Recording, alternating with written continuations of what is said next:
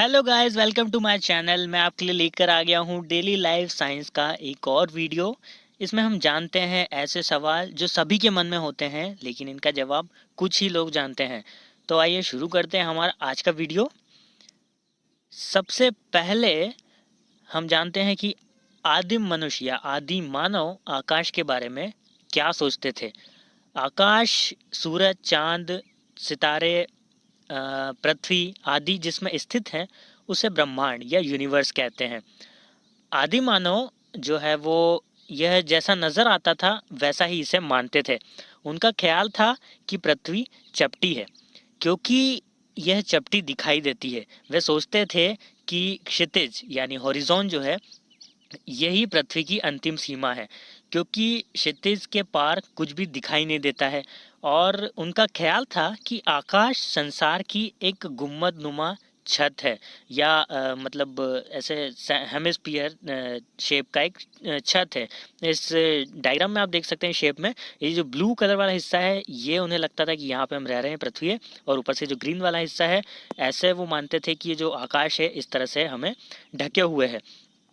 उनमें से कुछ लोगों का विचार था कि सितारे आकाश में टंगे हुए दिए हैं। दूसरे कुछ लोग यह मानते थे कि आकाश के परे प्रकाश से भरी एक जगह है, एक दुनिया है। और सितारे आकाश की जो छत है, इसमें बने हुए छेद हैं, जिसमें से उस जगह का उस तरफ जो स्वर्ग जो वो मानते थे उस जगह को, वहाँ का प्रकाश जो है वो चमकता है उन छेदों में से। ब्रह्मांड के बारे में आदमी की यह पहली कल्पना थी। जब हमें यह मालूम हो चुका है कि प्राचीन विश्वास सही नहीं थे, क्योंकि ये सिर्फ उसी पर आधारित थे जो कि दिखाई देता है। अगर हमें कोई यह बताने वाला ना हो कि मनुष्य अब तक क्या कुछ सीख चुका है, तो हम भी ब्रह्मांड के बारे में उसी तरह सोचेंगे जैसे आदि मानव सोचता था। ग्रहों के नाम किस प्रकार रखे गए। प्राचीन काल के लोग, जिनमें भारतीय और यूनानी प्रमुख हैं, केवल 5 ग्रहों के नाम पहचान पाए थे। उन्होंने अपने देवताओं के नाम के आधार पर इन ग्रहों के नाम रखे, जैसे बृहस्पति जुपिटर, शुक्र वीनस, मंगल यानी मार्स, बुध मरकरी और शनि यानी सैटर्न। प्राचीन काल के लोगों ने यह भी देखा कि कभी-कभी आकाश में अचानक कोई सितारे जैसी तेजी से चमकता हुआ गुजरता है और फिर गायब हो जाता है।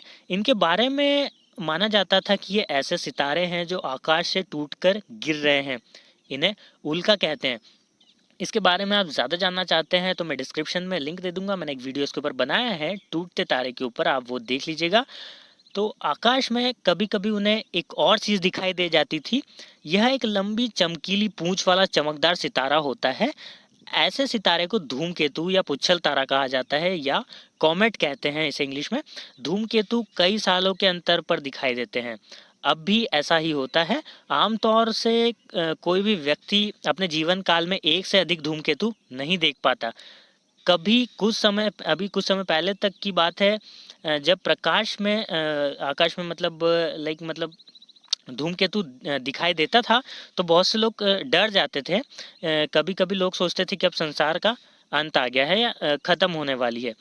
इस प्रकार जिन चीज़ों को आज भी हम आकाश में अपनी आंखों से देखते हैं, जैसे सूर्य, चांद, सितारे, आकाशगंगा, ग्रह, उल्काएं, धूमकेतु यानी कॉमेट्स और मीटियोर्स जो हैं आदि, प्राचीन काल के लोग की भी जानी पहचानी चीज़ें थी। मतलब वो भी इनके बारे में जानते थे, बस वे लोग इन्हें अलग रूप में जानते थे। मनुष्य ने यह अनुमान सबसे पहले कब किया कि पृथ्वी गोल है।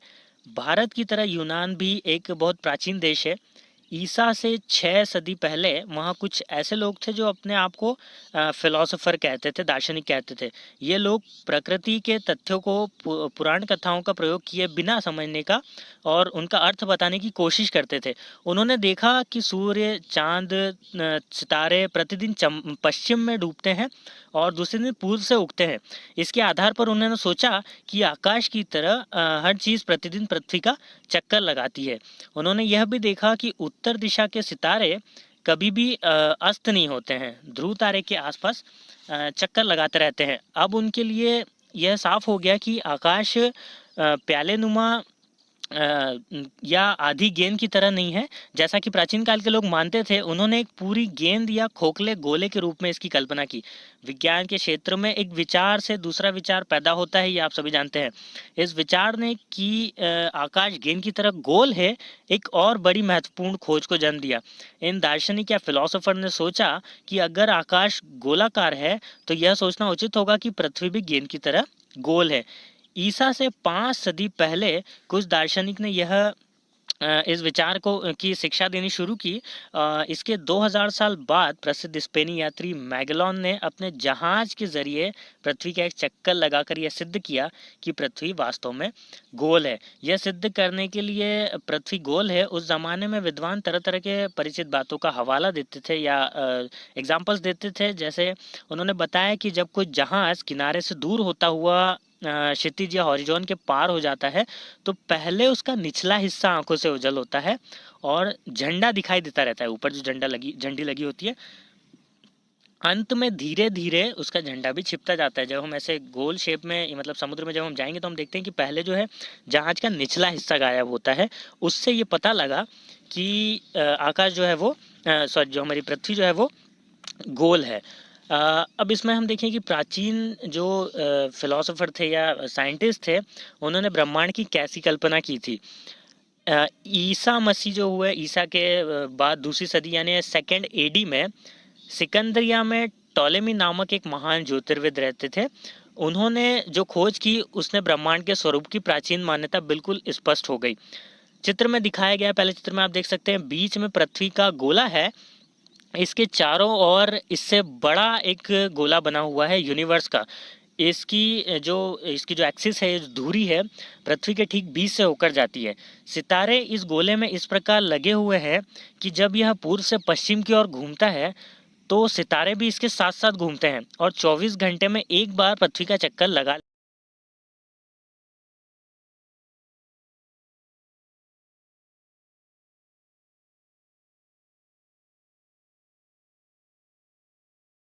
लेते हैं। ब्रह्मांड की इस कल्पना में सितारों की गति को संतोषजनक रूप से प्रकट किया गया था। हालांकि यह कल्पना ठीक नहीं थी।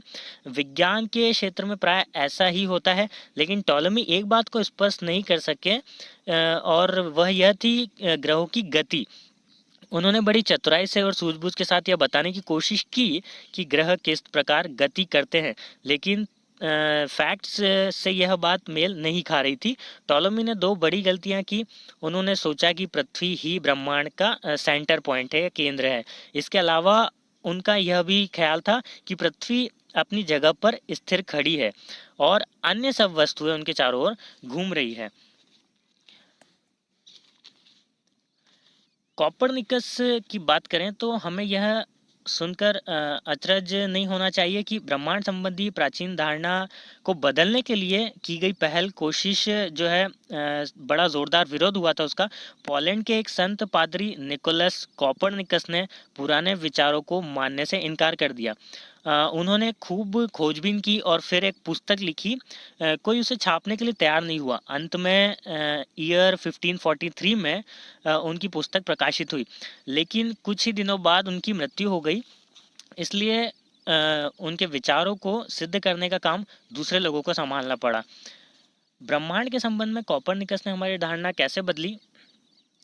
बरसों तक ग्रहों का अध्ययन करने के बाद कॉपरनिकस इस नतीजे पर पहुंचे कि उनकी गति को केवल एक प्रकार से समझा जा सकता है। उन्होंने बताया कि पृथ्वी खुद भी अन्य ग्रहों में से एक है और ये सारे ग्रह जो हैं वो सूर्य की परिक्रमा करते हैं। अपनी इस योजना को वह सिद्ध नहीं कर सके क्योंकि तब तक आकाश का अध्ययन ठीक ठीक नहीं हो सका था। लेकिन उन्होंने सूर्य से दूरी के आधार पर ग्रहों के क्रम के बारे में ठीक ठीक जान लिया था। अंत में महान वैज्ञानिक जो हुए गैलीलियो, इन्होंने कॉपरनिकस के जो सिस्टम है इसका समर्थन किया या इनका साथ दिया और उसे सही सिद्ध कराया। तब तक दूरबीन का हाल ही में आविष्कार हुआ था। दूरबीन की सहायता से गैलीलियो ने इस नई प्रणाली के संबंध में, इस सिस्टम के बारे में कुछ और सबूत इकट्ठे कर दिए और इसके समर्थन के उत्साह के साथ खूब लिखा भी। अंत में इसके लिए उन्हें जेल में बंद कर दिया गया। बूढ़े होने की वजह से, बीमारी के कारण आने वाली कमज़ोरी ने उन्हें तोड़ दिया, और सज़ा देने वाले ने उसे इसके लिए मजबूर कर दिया कि वह अपने विचारों को बदल दे और इस बात से इनकार कर दें कि पृथ्वी सूर्य की परिक्रमा करती है। आप सोच सकते हैं पहले लोग ऐसा सोचते थे कि अगर वो कुछ बता रहे हैं तो वो मतलब गलत है और वो अपनी बात को बदल दें। सोचिए ऐसा होता था। लेकिन वह तो अपना काम पूरा कर चुके थे, और अधिक से अधिक संख्या में वैज्ञानिक कोपरनिकस के ब्रह्मांड संबंधी विचारों का समर्थन करने लगे थे। बाद में डेनमार्क के एक साइंटिस्ट जो हुए, उन्होंने बड़े परिश्रम के साथ आकाश का अध्ययन किया और कई नई बातों की खोज की। अंत में उनकी जो खोज है के आधार पर जो सोलार सिस्टम है उसका ठीक ठीक नक्शा तैयार किया जा सका। ब्रह्मांड की खोज के आधार पर ही सन 1609 में जोहान के कैप्लर ने यह सिद्ध किया कि सूर्य के चारों ओर ग्रहों का जो है पाथ जो है डिसाइडेड है, और वो गोल चक्कर के रूप में नहीं है, वो एक्चुअली एलिप्टिकल है, जैसा कि कॉपरनिकस ने मान रखा था। कैप्लर ने पता लगाया कि जो सोलर सिस्टम में जो हमारे जो ग्रह हैं वो सूर्य के आसपास जो घूम रहे हैं, उनका जो है वो गोल रूप में नहीं है, मतलब वो एलिप्टिकल पाथ है। इसके एलिप्स, इसे इलिप्स कहा जाता है। तो जो गोल जो उसका जो चक्कर है बनाने का एक आसान तरीका जो है वो आप ऐसा समझ सकते हैं, एक अंडा आकार जो होता है इस तरह का होता है। वो एक तरफ से थोड़ा सूर्य से थोड़ी ज़्यादा दूरी पे है और एक तरफ से कम है। तो ये था हमारा आज का वीडियो। इसका जो पार्ट 2 है मैं जल्दी बनाऊंगा और अपलोड कर दूंगा। ये जो है इसकी ये पार्ट 1 था। इस तरह के वीडियोस पाने के लिए मेरे चैनल से जुड़ जाइए, और उसके लिए आपको करना होगा चैनल को सब्सक्राइब। मेरा ये वीडियो आपको कैसा लगा ज़रूर बताइए कमेंट करके, लाइक कीजिएगा और अपने दोस्तों के साथ शेयर कीजिएगा। ये वीडियो जारी रहेगा। Thank you so much.